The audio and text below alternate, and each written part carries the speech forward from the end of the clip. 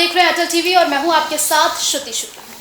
किस्से पत्रकार के एक और एपिसोड में आप सभी का स्वागत है।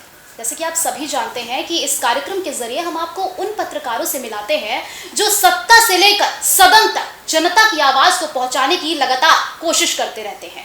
इसी कड़ी में आज हमारे साथ बातचीत करने के लिए मौजूद हैं वरिष्ठ पत्रकार प्रमोद गोस्वामी जी, जो कि आज की पत्रकारिता मतलब ये एक वो सबूत है जो पहले की जो पत्रकारिता थी, एक बुनियादी पत्रकारिता, जमीनी पत्रकारिता, उससे ही आपको रूबरू कराएंगे। सर बहुत स्वागत है आपका। धन्यवाद। सर हमारा पहला सवाल आपसे यही है कि सर पत्रकारिता की शुरुआत आपने कब की थी? श्रुति, यूँ तो चूँकि मेरे पिताजी पत्रकारिता से जुड़े रहे, आज अखबार के एडिटर रहे, तो वो तो कह सकते हैं कि उसके कहीं ना कहीं प्रभाव तो बचपन से ही रहे। घर में माहौल ही वैसा मिला। एक चूँकि एक पत्रकार का बेटा रहा, हाँ। तो इसलिए पत्रकारिता का तो कह सकते हैं कि एक बचपन से ही उसके कहीं ना कहीं कीले कह लीजिए या कहीं ना कहीं वो सोच पत्रकारिता की रख लीजिए, वो हमारी बनी रही। वस्तुतः हम 79 में लखनऊ विश्वविद्यालय में लॉ करने आए थे। इसी बीच में मुझे ये जिम्मेदारी दी गई 80 में कि आप यूनिवर्सिटी की वहाँ की जो आप अपना अध्ययन भी करें और यूनिवर्सिटी की जो रिपोर्टिंग है वो भी आज अखबार को आप देते रहा करें। चूँकि जो उस समय आज अखबार के जो एडिटर थे उनको ये मालूम था कि मैं थोड़ा बहुत लिखने पढ़ने से थोड़ा वाबस्ता रहता हूँ, थोड़ा सा रुझान रहता है, तो और उस पर उन्होंने उस समय 300 रुपये महीने एक पारिश्रमिक के रूप में कि आप वहाँ की रिपोर्टिंग करेंगे और 300 रुपये आपको हम महीने में दिया करेंगे। तो उस समय 300 रुपये महीने, 42 रुपये मात्र फीस थी हमारी लॉ की, और 300 रुपये मिलना तो उस समय तो हमारे लिए इससे बेहतर और इससे सुखद कोई चीज़ नहीं हो सकती थी। हमने कहा कि हाँ भैया बिल्कुल हम इसको करेंगे। तो लगभग 1.5 वर्ष या 2 वर्ष हमने वहाँ से यूनिवर्सिटी की हमने शुरुआत वहाँ से की कि वहाँ से रिपोर्टिंग करते रहते थे, और पार्क रोड में हमारे आज अखबार का ब्यूरो हुआ करता था। तो फिर उसके बाद हम धीरे धीरे वहाँ आ गए। फिर अवकाश, आज अखबार की एक अवकाश मैगजीन निकलती थी, फिर उसके लिए उसमें सांस्कृतिक उसकी ज़रूरत पड़ती थी, तो बनारस से ये कहा गया कि आप कुछ सांस्कृतिक गतिविधियों पर भी थोड़ा सा फोकस करें और उस पर भी हमको दिया करें। तो उस पर भी हमने थोड़ा बहुत लिखा और लगभग 85 तक हम आज अखबार में रहे। उसके बाद फिर प्रेस ट्रस्ट ऑफ इंडिया में भाषा में उसके लिए जगह निकली, उसमें हमने अप्लाई किया, फॉर्चुनेटली उसमें हम सेलेक्ट हो गए, और उसके बाद फिर मैं तब से रिटायरमेंट तक मैं लगभग 37-38 वर्ष में पीटीआई में रहा। फिर मैं पीटीआई का ब्यूरो चीफ होकर वहाँ से रिटायर हुआ, और इस बीच में पत्रकारिता के बड़े दौर, बड़े चीज़ों को देखा। लेकिन तब की पत्रकारिता और आज की पत्रकारिता में बहुत ज़मीन आसमान का अंतर हो गया है, जो मुझे लगता है। तब पत्रकारिता समाज के लिए की जाती थी, समाज की समस्याओं को, वहाँ के सत्ता के आचरण को और बाकी अधिकारियों के कार्यशैली को, इन सारी चीज़ों को, जन समस्याओं को, उनको लेके केंद्रित पत्रकारिता हुआ करती थी। और जहाँ तक मैं समझता हूँ कि उस समय जनता की आवाज़ के रूप में पत्रकारिता का काम ही जनता की आवाज़ है, और उसकी समस्याओं को, जो भी व्यवस्था है उस व्यवस्था में क्या अच्छा है क्या बुरा है। तो तब पत्रकारिता में ये भी होता था कि जो अगर अच्छा शासनकाल है तो उसकी प्रशंसा भी होती थी, आलोचना भी होती थी। लेकिन अब वो धीरे धीरे पत्रकारिता सिकुड़ती चली गई, और अब तो मुझे लगता है कि अब पत्रकारिता तो ना के बराबर रह गई है। अब खाली एक, अगर ये कहना अतिशयोक्त होगा कि अब पत्रकारिता, बल्कि अगर ये कहा जाए तो इसमें भी कोई अतिशयोक्ति है कि इलेक्ट्रॉनिक मीडिया के आने के बाद जो प्रिंट मीडिया और इलेक्ट्रॉनिक मीडिया को अगर सामने रख के उसका मूल्यांकन करें तो इलेक्ट्रॉनिक मीडिया ने पत्रकारिता की जो गति थी, पत्रकारिता की जो सीमाएं थीं, पत्रकारिता की जो मर्यादाएं थीं, उन पत्रकारिता की मर्यादाओं को कहीं ना कहीं नुकसान पहुंचा है। सर, जितना अब तक मैंने पढ़ा है आपके बारे में, जितना अब तक सुना है मैंने, उत्तर प्रदेश का जो सबसे चर्चित कांड था गेस्ट हाउस कांड, उसको आपने बहुत करीब से देखा क्योंकि उस टाइम पर आप ज़मीनी पत्रकारिता कर रहे थे। तो सर, हम जानना चाहेंगे कि सर उस वक्त का क्या ऐसा था जो आपने देखा? देखिए, मुझे लगता है कि ये राजनीति का उत्तर प्रदेश की राजनीति के दो दौर सबसे बुरे रहे हैं या बुरे दौर से गुजरे हैं। एक तो जो मीराबाई गेस्ट हाउस कांड हुआ 2 जून 1995 को, और दूसरा जो विधानसभा में माइक चले, ये उत्तर प्रदेश की राजनीति पर एक काले धब्बे के रूप में लंबे समय तक देखे जाएंगे और याद किए जाएंगे। मैंने उसको कवर भी किया है। जो गेस्ट हाउस कांड हुआ था, तो वो उसकी राजनीति में जो एक सत्ता को प्राप्त करने की बाई हुक बाई क्रुक जो एक मनोवृत्ति डेवलप हुई, ये शायद उसकी परिणति थी।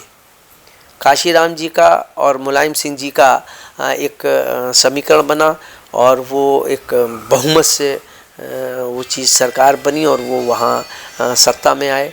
और कहा तो ये जाता है कि मायावती जी काशीराम जी को मुलायम सिंह जी के लिए वो उनको स्क्रू कसने के लिए कहती रहती थी, और शायद कितना सच है मैं नहीं कह सकता हूँ, लेकिन चर्चा उस समय राजनीतिक गलियारे में इस बात की ज़रूर हुआ करती थी। ये तो वही लोग जाने के क्या सच है कि काशीराम जी जब आते थे तो कहा जाता था, या पत्रकारों के अपने उसमें और राजनीतिक गलियारे में चर्चा होती थी कि वो पैसा लेने आते हैं, तो इस बात की चर्चा होती थी।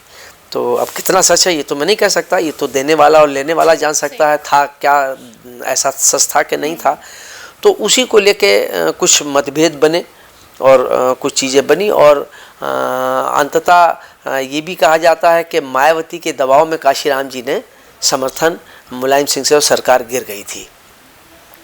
उससे समाजवादी पार्टी निश्चित रूप से उसमें दबंग लोगों का ज़्यादा प्रभाव था, या उनके कार्यकर्ता ज़्यादा उग्र स्वभाव के थे, या वो शायद उनका जो यूथ विंग था वो लोग उससे कुछ नाखुश हुए कि साहब ये समर्थन क्यों से वापस ले लिया।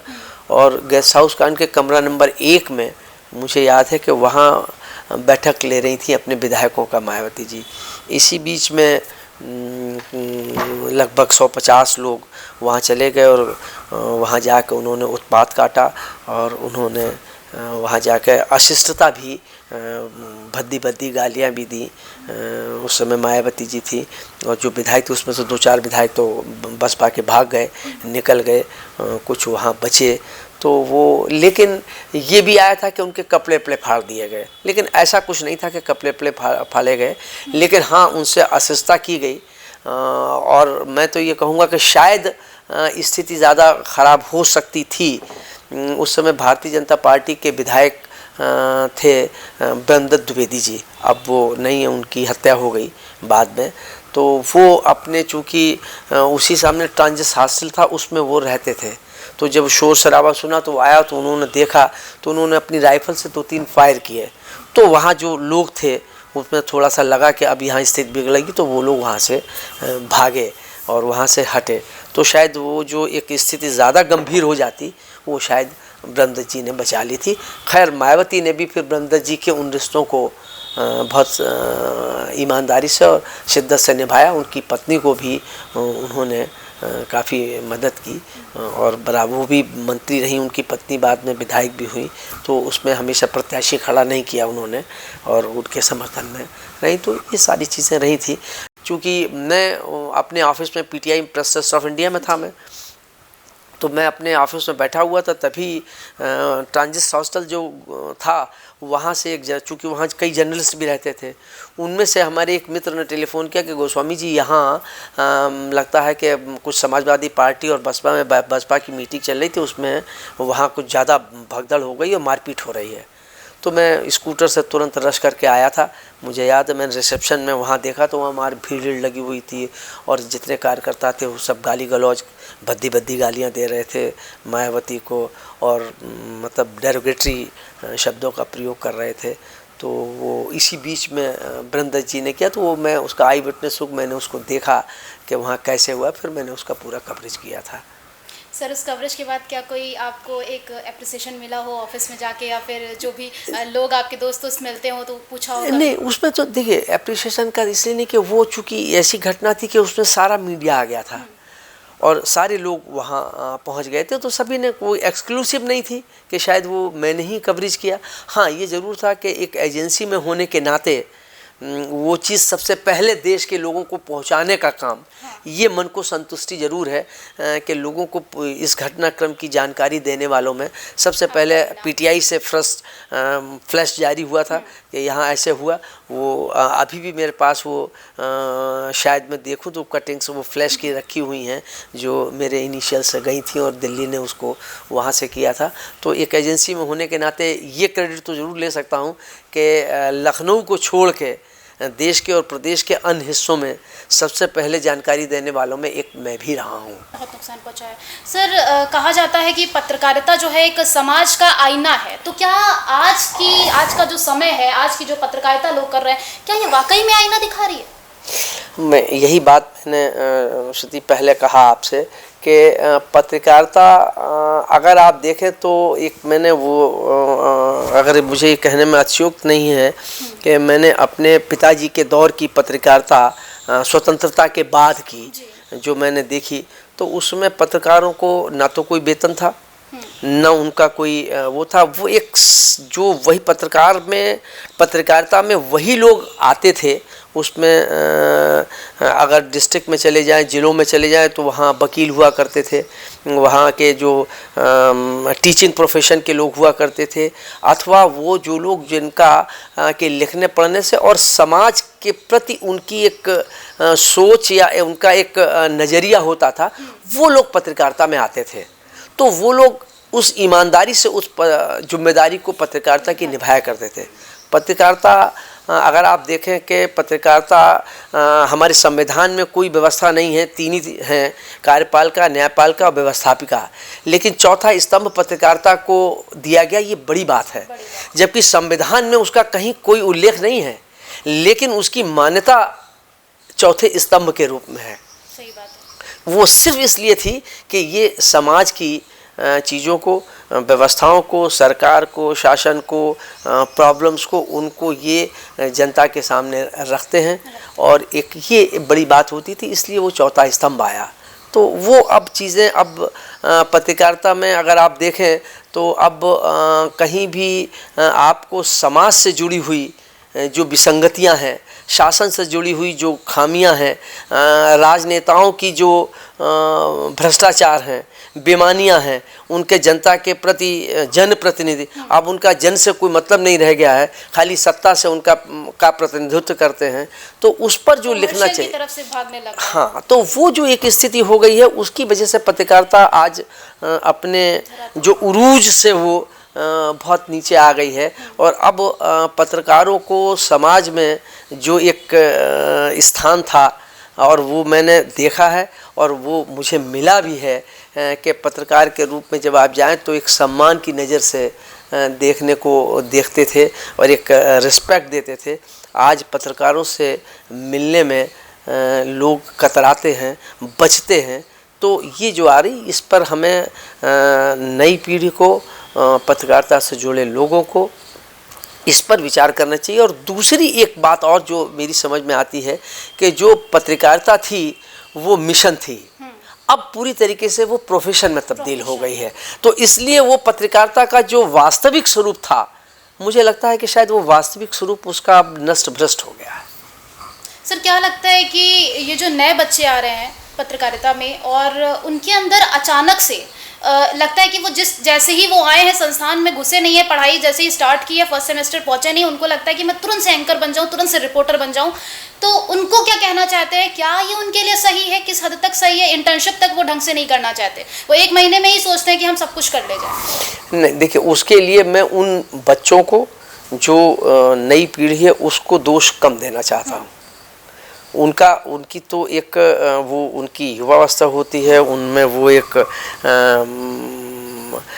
क्या शब्द कहा जाना चाहिए कि उनमें वो उत्तेजना होती है कि हम कैसे हम भी अपने जो बड़े लोग हैं उनके समकक्ष कैसे पहुँचे, वो एक भाव होता है। ये जिम्मेदारी हमारे उस प्रोफेशन के जो सीनियर्स हैं उनकी जिम्मेदारी है कि उनको पहले ट्रेनिंग दें, उनको प्रॉपरली उनको हम सिखाएं।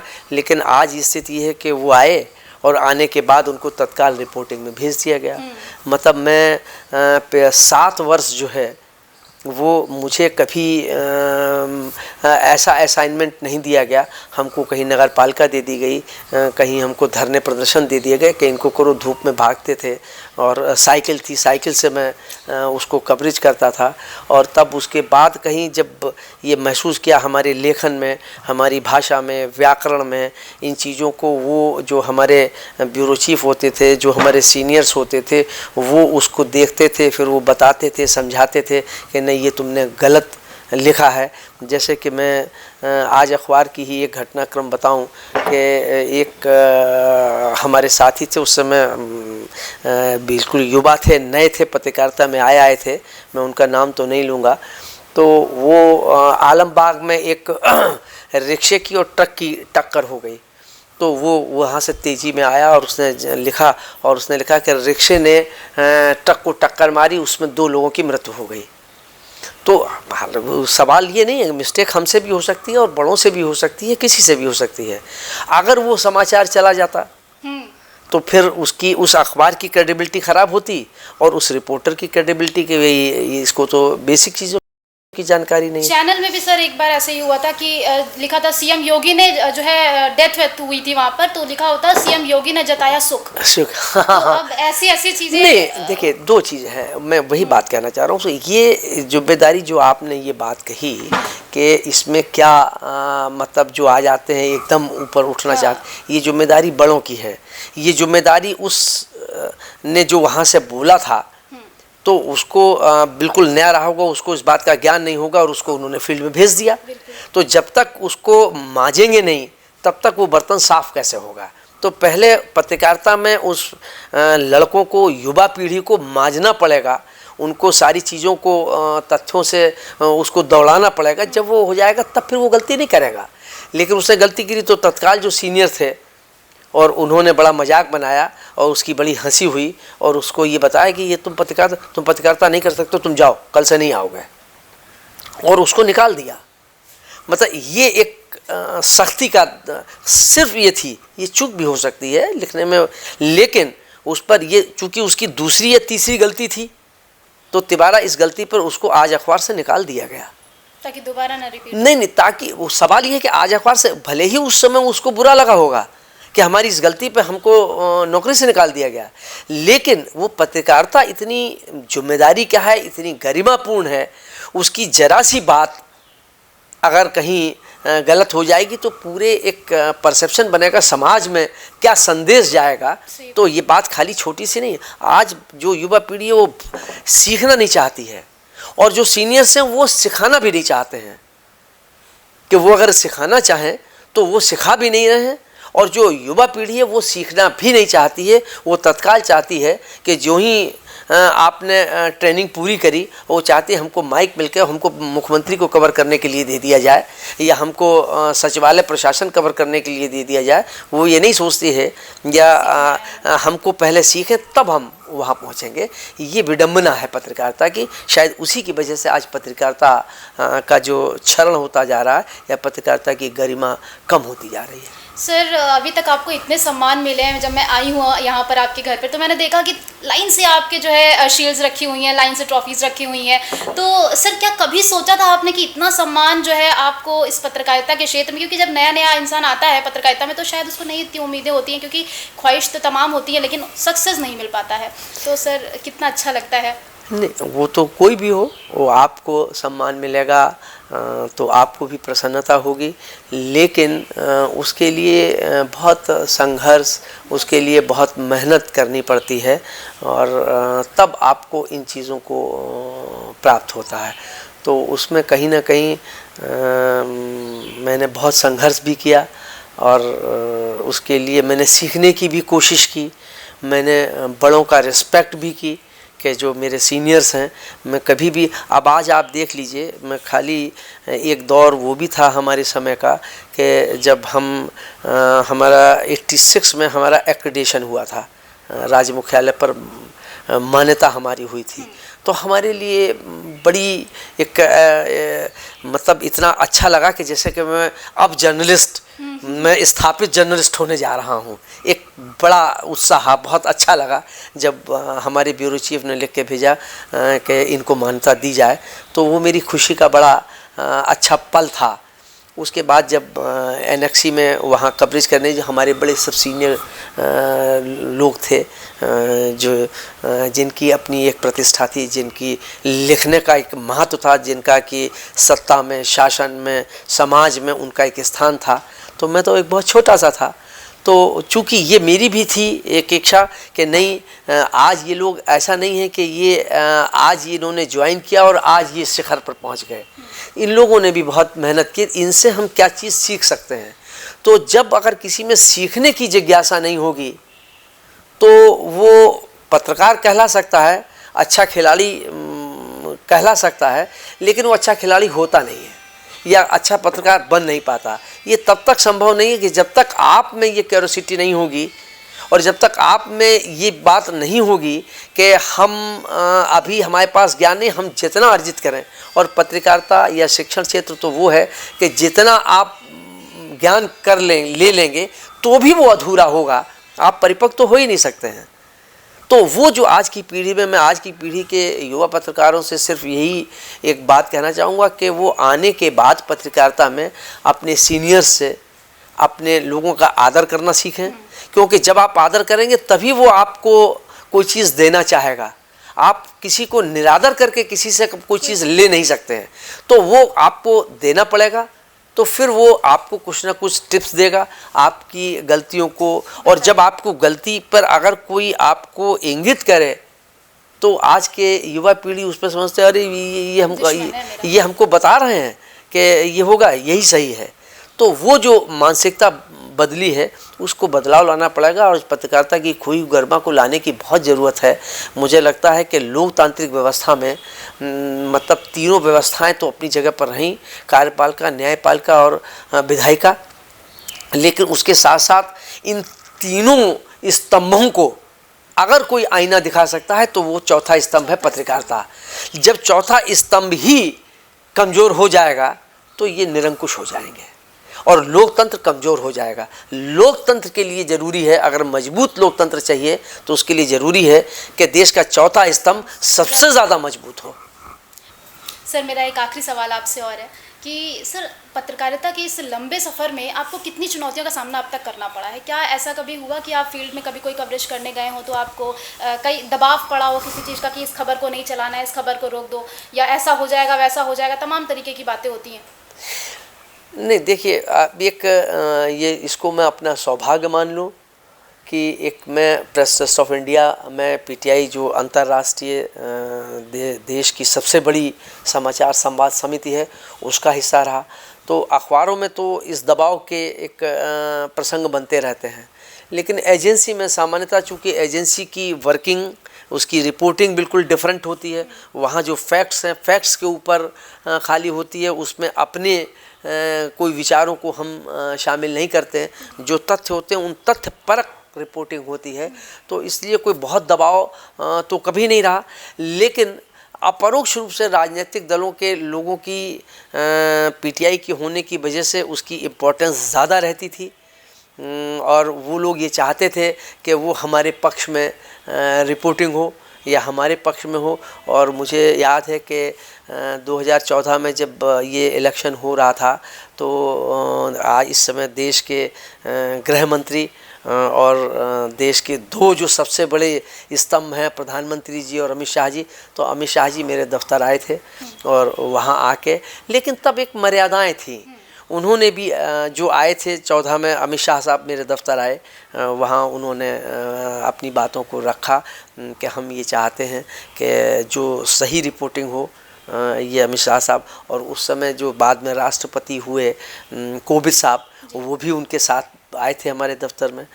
तो वो मुझे सोच के अच्छा लगता है कि हम जिनसे मिले वो शख्सियत एक राष्ट्रपति बने और एक देश के गृह मंत्री और एक देश के बड़े लोगों में उनसे बातचीत का आमने सामने बैठ के हुई, तो उसका एक अच्छा अनुभव होता है।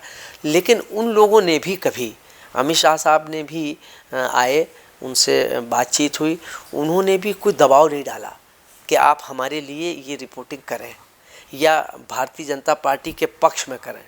उन्होंने खाली एक बात, ये इतना ही मुझे अभी भी याद है, उन्होंने कहा था हम चाहते हैं कि जो सही रिपोर्टिंग हो वो होनी चाहिए, हम ये नहीं चाहते हैं कि आप हमारे पक्ष को ही रखें और बाकी न रखें। ये अमित शाह साहब के शब्दों में था। और उन्होंने कहा कि लेकिन ये ज़रूर हम अपेक्षा करेंगे कि हमारे तथ्यों को रोका न जाए या हमारी जो रैलियां हों उनके कवरेज में 19-20 न किया जाए। जो सबको मिलता है वो कवरेज हमको मिले। जो तथ्यपरक रिपोर्टिंग, वैसे पीटीआई तथ्यपरक रिपोर्टिंग करती है, ये अमित शाह साहब ने कहा था, और हम ये अपेक्षा करते हैं कि आएंगे और तथ्यपरक रिपोर्टिंग होगी। हमको कहीं और राजनीतिक, क्योंकि उस समय भारतीय जनता पार्टी आज जिस देश में जिस उरूज पर है उस पर नहीं थी, तो उनकी पार्टी के एक नेता होने के नाते उनकी जिम्मेदारी थी कि वो अपने पक्ष को रखें। तो वो उन्होंने तो शालीनता से उन्होंने बात रखी। उन्होंने भी कभी, अमित शाह साहब ने कभी दबाव नहीं डाला कि आप हमारे पक्ष में रिपोर्टिंग करें। लेकिन ये ज़रूर उन्होंने कहा कि हम चाहते हैं कि हमारे साथ इनजस्टिस भी ना हो, हमारा हमारी जो व्यूज़ हों वो हमारे व्यूज़ हमारे भी आएँ, हमारे विचारों को दबाया न जाए। तो ऐसा कभी मुझे नहीं लगा कि मेरे ऊपर, मैं पीटीआई का उत्तर प्रदेश का हेड भी रहा, यहाँ का मुखिया भी रहा, लेकिन मेरे ऊपर कभी कोई ऐसा दबाव नहीं आया किसी भी राजनीतिक दल का कि वो मेरे पक्ष में ही रिपोर्टिंग हो। तो लेकिन समाचार पत्रों में तो ये थोड़ा बहुत होता है, चूँकि उनके अपने व्यूज़ भी होते हैं, एजेंसी की अपनी एक वर्किंग अलग है। तो ये इसका एक लाभ हो सकता है या शायद ये कारण हो सकता है कि इसलिए दबाव नहीं पड़ा। दूसरा ये भी मालूम था कि जो तथ्यपरक रिपोर्टिंग होगी वही करेंगे, ये हमारे दबाव में आएंगे भी नहीं, तो शायद ये भी परसेप्शन रहा होगा। बहुत शुक्रिया सर। देखिए, आपने सुना कि सर ने क्या कुछ कहा, क्योंकि उत्तर प्रदेश की पत्रकारिता की अगर बात की जाए तो पत्रकारिता में सर को एक मिसाल के तौर पर देखा जाता है। सर को जो आज के पत्रकारिता के बच्चे क्या, मैं खुद भी सर को फॉलो करती हूँ, सर को देखा है, मैंने पढ़ा है, जाना है, तब आज सर से मिलने का आज एक समय मिल पाया है। फिलहाल इसी कड़ी में हम आपको और भी पत्रकारों से मिलाएंगे। तब तक के लिए मुझे दीजिए इजाज़त। नमस्कार।